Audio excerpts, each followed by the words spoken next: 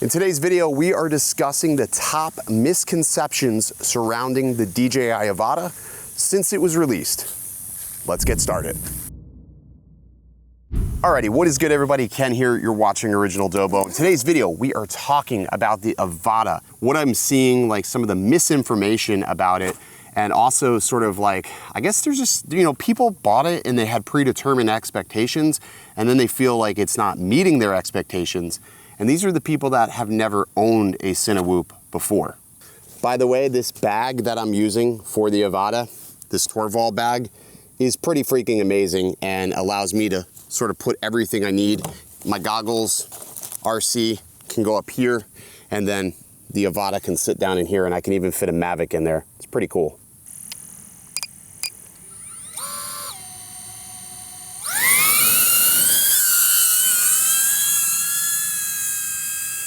Alrighty, so what do I mean by open air, like when we're flying a drone like this, like I'm gonna go ahead and just take it up top here.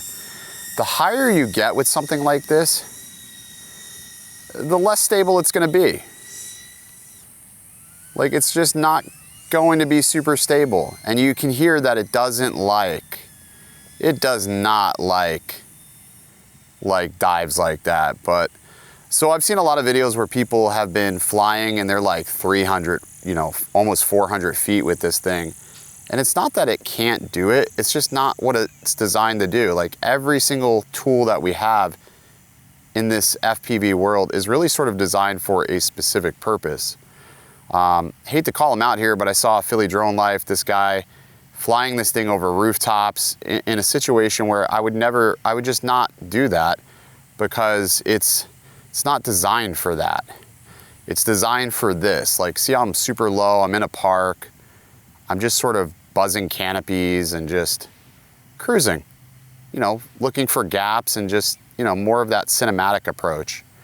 And I think that's where a lot of these guys sort of missed the point with that. Got a little squirrely there. But that's the top misconception, that it's designed for higher altitude flights. And it's just not, unfortunately. All right, misconception number 2 is that this Avata is loud. And it is loud. That's not what I'm saying. I'm not disregarding that it's loud. It's just that when we start looking at it from a Cinewhoop perspective, or a drone with prop guards, or a drone of this size in any other class or category, this is not loud.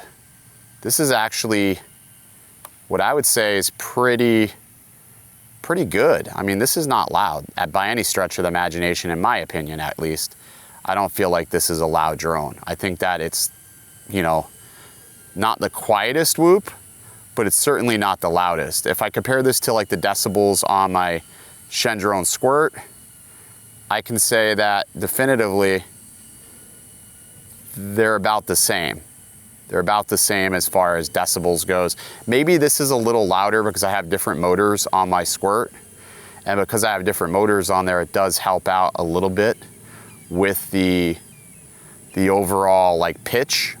But Cinewhoops are loud, and it's just something you have to deal with. These are not Mavics. They're spinning at a higher RPM. Because they are spinning at higher RPMs, they're creating a lot more lift in a less amount of time, essentially, so it can lift this drone.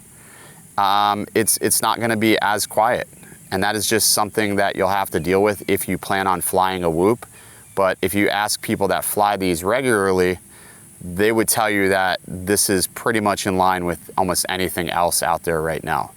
So noise, for me, not an issue, not even a factor worth talking about further than that. All right, let's talk about the price.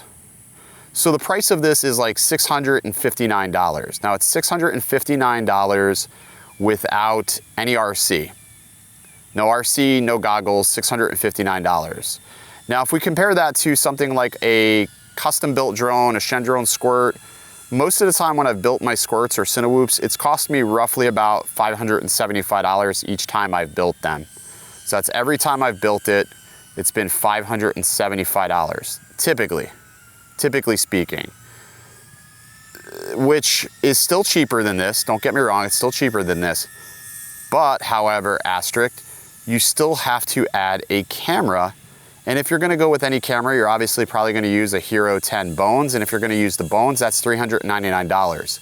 So right there, just for your base build, you're at about $1,000 in a blink of an eye, because now you had to have, add a camera.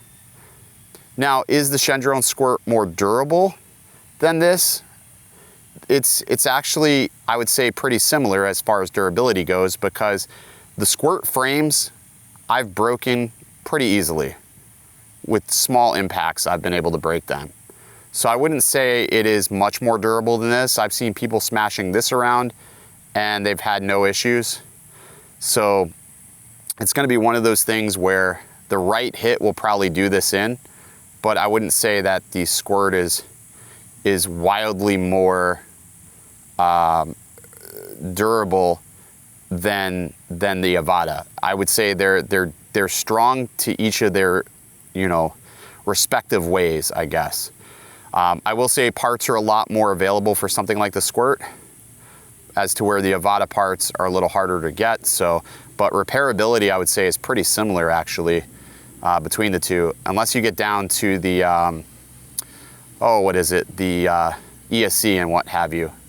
But as far as price goes, I still think that this is priced correctly. People were saying it was too expensive. I mean, it's expensive if you're buying it with a motion controller that you're never going to use. Like then yes, that is expensive. And that's something that DJI should have to address here sooner rather than later. All right, so I've been flying here for the past 5.5 minutes in manual, down to about 57% now. Let's talk about the battery life, because people are complaining about battery life on this, and I think that is another misconception when it comes to this drone specifically. Personally, I feel the battery life is good. When I fly my Shendrone Squirt, I'm getting roughly about, 6 minutes if I'm really pushing that battery further than I should be. And 6 minutes is not amazing. It's not gonna let me go super far.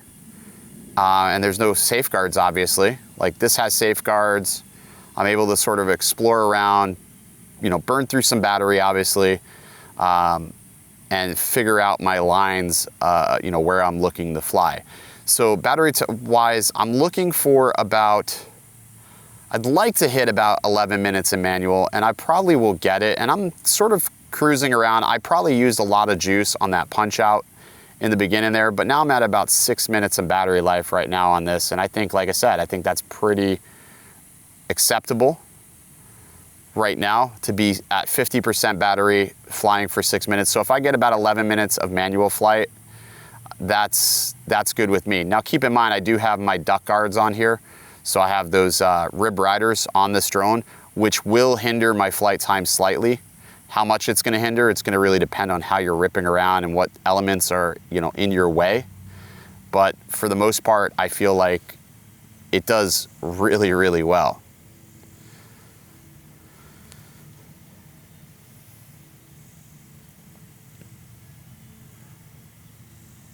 So we touched on the price, the durability, and then flying in open air. And then of course we touched on the battery life, which I think is some of the biggest misconceptions around this. Alrighty, that's gonna do it for this video. That was a pretty frustrating flight because during the entire flight, my goggles kept fogging up on me. Now, if you can't tell, I'm sweating. I probably have sweat on my lips. It's hot. It's really, really humid and hot in Florida, and it just makes trying to do videos like this outside really, really unenjoyable. And with these goggles not having any real anti-fog in them, that became very, very challenging, to say the least. Luckily, I was able to get a full flight in. I had to sort of position myself where the sun was not beating on the goggles because that just enhanced the fogging situation. So really hope DJI can come up with a solution for that, because otherwise, I mean, those are going to be pretty unusable for FPV freestyle. Alrighty, hopefully you took some takeaways though from what I was talking about with this, and maybe you can implement that into your workflow when you're trying to fly this, so you understand how it's meant to be flown and sort of understand like some of the nuances surrounding a Cinewhoop. I don't think it's all bad. I think a lot of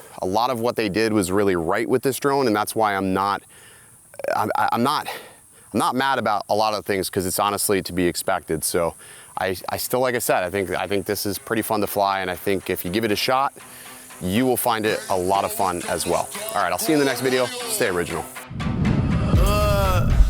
I heard they checking for me, no one checking on me, so I had to go run up a check. I got the message on me, ain't no flexing on me, my attorney gon' call and collect. Blessings on blessings for me, my successes only made them envious, they got upset. I had to put all their egos in check. I want the money to... Missing a stick. What the fuck? Where did it go? Did I lose it? I can't fucking believe this. I lost the fucking stick. This wouldn't have happened with the motion controller. I wouldn't have lost it without with the motion controller.